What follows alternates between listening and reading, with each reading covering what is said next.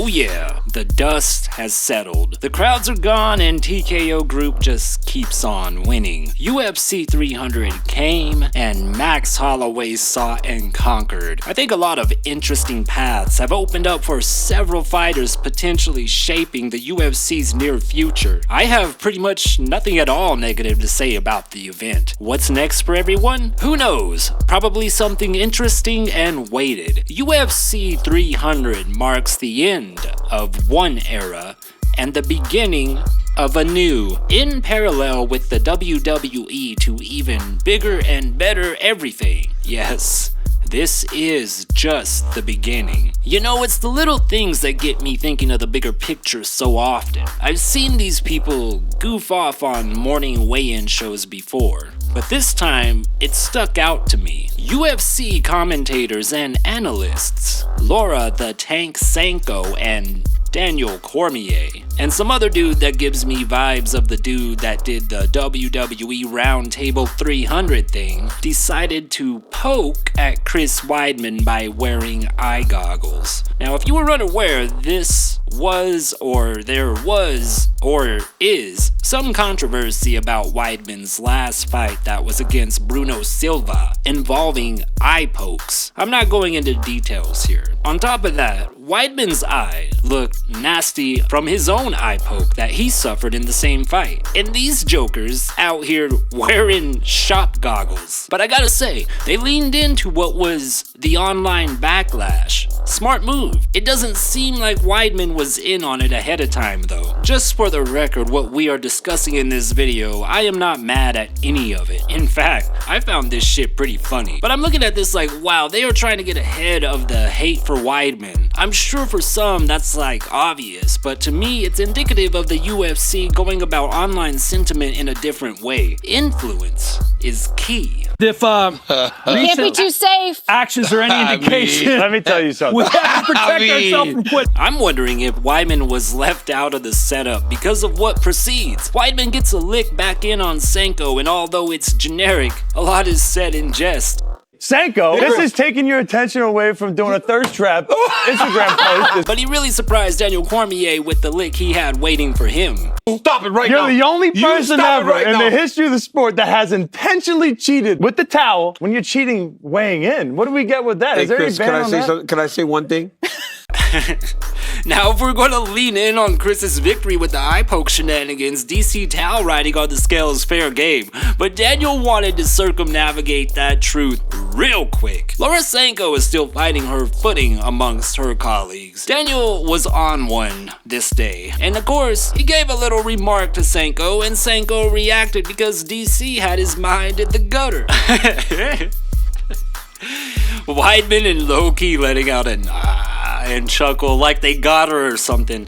Later on with Max, DC little sisters her. And dude, she's like sharp as a tack. Oh really? I'm about to be included now? Thank you so much, Daniel. I wasn't aware I had anything to offer in this segment. Just wild. Cormier takes a quick, lighthearted teasing jab at Chael. Speaking of ripped, did you see the pictures that he's been posting on his Instagram? Alexander Rakic is absolutely.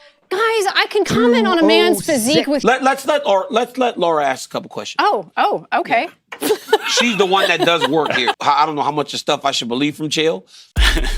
DC also got inspired by The Rock cussing like a sailor in the build-up to WrestleMania 40 in his promos. If you go back and watch this 3-hour video, which I don't recommend doing, you'll quickly realize Daniel let all his hair down for this show. You know what pisses me off? Listen, not pisses me off. You know what pisses me the fuck off? They crack one open, right? And DC gets 1.5 swallows down and just completely lets loose the rest of this show. More loose than what he was up until this point. I shit you not. He tries to check Weidman about Peter Yan's first name, or Piotr. Weidman bounces back facts at him, or at least tries to. And DC dismisses saying, if you want to make up a person's name, go ahead. RJ Clifford joining us now. Cheers, buddy. Yeah. Salute. 300. Cheers, guys. Cheers. 300 here. Hey, this is the first time I'm guys. publicly drinking Bud Light, and I'm proud of this moment. All right. This is great. Here we We're go. proud for you. Before we go, Chris, some people would call him Piotr. You call him Peter, but He's If doing you the know him really tomato, good, you say tomato, Peter. yeah. Oh, really? Yeah. No, Tomato, seriously, tomato, yeah. you Like know. I know him actually. You just whatever you want, you know. Chris, Yeah. you want to make a person's name? It's like how you. It's all right. You want to make up a person's name? Go ahead, dude. All cocky and shit. Oh yeah. Oh really? Like he knows so much better than Weidman. I don't care if he does or not. It's still funny to watch. You do the same Similar. thing. His name is not Habib. And what? DC doesn't like people saying Nurmagomedov or Nurmagomedov's name in that way. That's pretty funny because I think Ariel says it that way all the time. I thought that's how you're supposed to say it, but you can correct me or him in the comments if you like. All right. Can I go now? Yes, you Can I throw my list up there now? What is this? The Power Slap League? Why did the guy go, dude? Like he was in on the joke. He's not in on any joke that has anything to do with Power Slap. I promise you that. The guy doesn't know anything. When black people see each other, we don't have to really know each other. Let's all listen up. Yeah. So you guys will Lessons. never experience this. It's a really cool thing that we do. We shake hands and we immediately go to a shoulder hug. Then we say, "My brother, My brother. my brother." You didn't see it, right?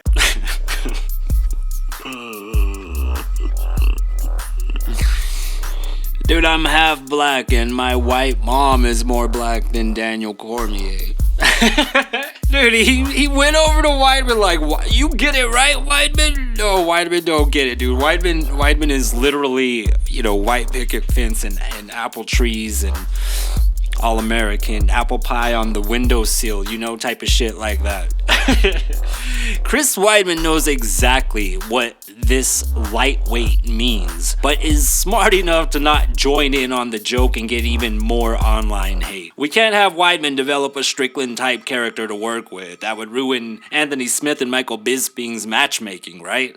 Daniel Cormier is comfortable in being like my aunts and uncles at my grandma's house under a tree sitting in oxidized lawn chairs with an uneven table between them playing dominoes for 6 to 10 hours, sipping on the same Miller Lite for half the day. I mean, what are we doing? It's not here? just You're the just pound not, for pound you're not just rankings. really dude. good. I'm not doing the pound for It's pound not- rankings. I'm doing the scariest dudes, the biggest badasses That's in the not. promotion. It's not about That being dude just- scary. Being Are you about- telling me those 5 aren't the baddest motherfuckers in the UFC? There's I'm almost wanting to give Daniel Cormier some major props here, and I haven't given him props since the last time he fucking fought, dude.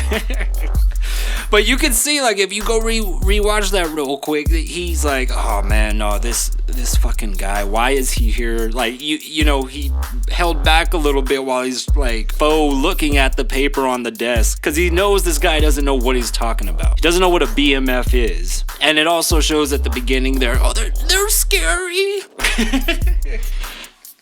And he wasn't about to get alphaed by Laura Seiko, right? He wasn't about to let the tank check him. So he got all mad and he's like, well, you guys get to cuss? I'm gonna cuss too. Tell me these aren't the baddest motherfuckers.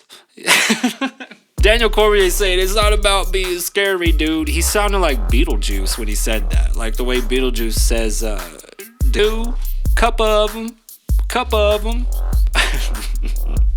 Are you guys drinking beer? We are. Yeah, we are. Yeah, we have a good time here. Sorry. So I respect that. there are a lot of Very loose show. parallels between you and Ronda Rousey, obviously, right? Yes. And so You really gonna do this? Yeah, we both came from a judo background and we have blonde hair. I mean, I took a lot from that fight and applied it to my career. Don't have yes men surround you and be smart and like learn how to shoot a double and Kayla Harrison was a little surprised to see the table drinking beer. She checked Daniel Cormier and threw a little jab at Ronda in this, and I thought that was pretty down. The feel of this show for me is somewhere between old G4 TV Attack of the Show and WWE's The Bump. Take that however you will, but this is strange. I've seen clips of the morning weigh-in show before. I've seen their little antics, you know, putting their forehead on a bat or whatever and moving in circles and shit like that. But I've never sat and watched an entire one, but I was so amped for UFC 300 I actually did that. And that's how this video came to be. It is a very strange show, if you ask me,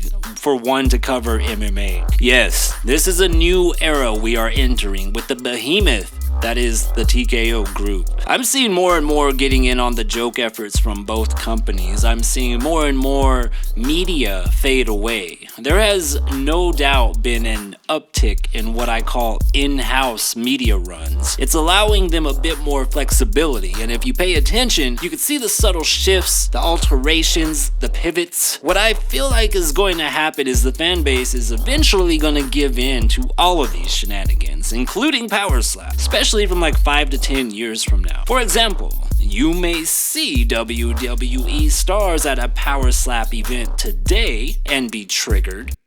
What's up, everybody? WWE superstars in the house for Power Slap 7. Power Slap, baby! Wow. What's going on? Squat. On 2. Somebody finna get slapped, bro! Yeah!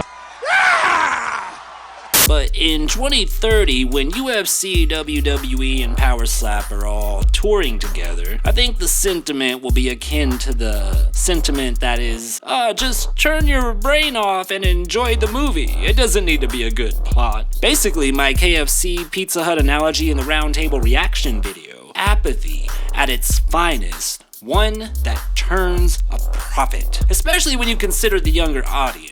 Those people that are 17, 18 now will be the prime demo for UFC, WWE, and Power Slap by the time 2030 comes around.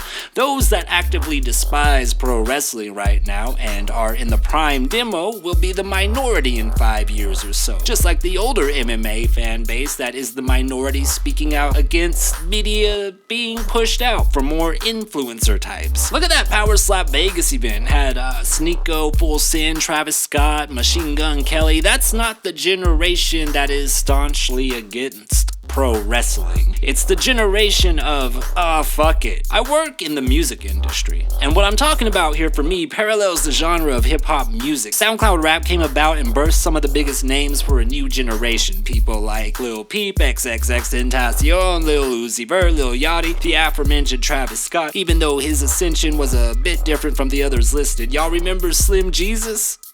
This new wave of hip-hop wasn't focused on the art as much as it was the vibe. In fact, that's the word used to describe this style of hip-hop these days. Basically its own genre. Take me for example. I can't stand baseball. I don't like to watch it. I don't like to play it. The last time I played baseball, I was benched the whole season because I was a right outfielder and wouldn't stop throwing my glove in the air to catch it out of boredom during both practice and games. I can barely sit through highlights of baseball, but when I go see the Diamondbacks play whoever in Phoenix, it's a completely different vibe. I can easily sit with friends and family in the middle of the energy and kick a few back for a night of live pro baseball. In my opinion, it's better than trying to go to a club in Scottsdale, Tempe, or Albuquerque for a night anyway. Eventually, we are going to get there. But it is what you can expect to see in the coming months and years. People will stop trying to fight it. Just like people will stop trying to fight influencers invading the space, or maybe find something that they're interested in about it. Indeed, it is a new era. It is the TKO era. So turn your brain off. Get ready for bundled ticket deals that are priced too good to ignore, and be like these guys. Vibe out. Who wants to be filmed hitting a woman? Sometimes dudes can't always get money. And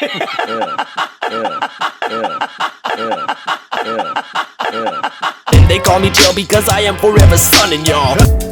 Hey, I'm not surprised, motherfucker.